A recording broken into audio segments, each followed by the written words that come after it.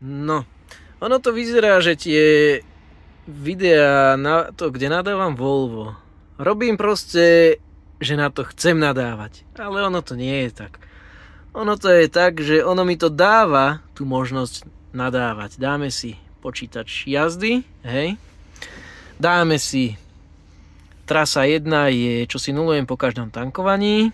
Trasa 2, trasa 3, toho sa nechytám. Ráta maximálne do 9999,9 km. Fajn, bral by som. Ale už keď sa na to pozriem takto, tu niečo nesedí. Prečo by za 9999,9 km minulo 6314 litrov nafty? Však to vychádza 63 litrov na 100 km, až dobre rátam. Tak zrejme je nejaká chyba. Niekde dáme si prehľad. A ozaj, no. 360 hodín. Priemerná rýchlosť 12 km za hodinu. Spotreba nafty pri voľnom behu 48 litrov. Dobre, dajme tomu. Preštartovával som. Neviem, odkedy to je reálne vynulované.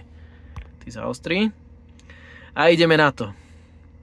Spotreba nafty 26,2. Čo nevychádza s tým, že za 10 000 litrov kilometrov minulo 6 000 litrov. Takže hneď prvé, čo nesedí, ty zaostruje. A pokračujeme ďalej. Spotreba AdBlue 6,4 litra na 100 km. Reálnu spotrebu AdBlue normálne to má tak 0,8 až 1,2 podľa zaťaženia. Takže celkovo minutých 6314,6 litra nafty, 1553,3 litra AdBlue. Za čas chodu motora necelých 2000 hodín, hej.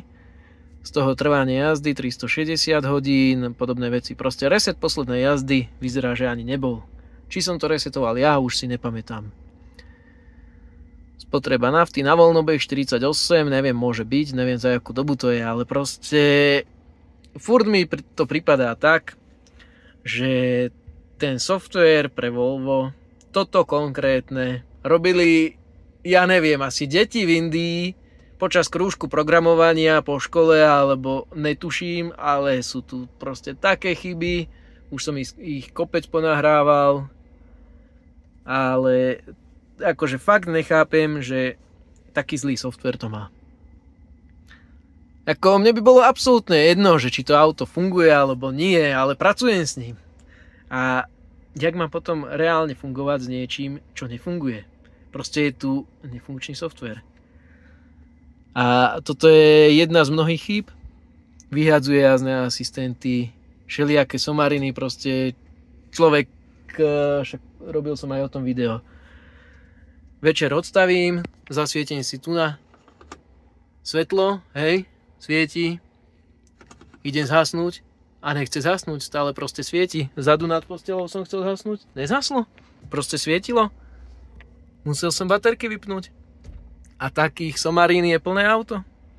Takže ja neviem, kto ten software robil, ale čo sa hovorilo, že Volkswagen Group má problémy so softwarom, to je oproti tomu asi nič.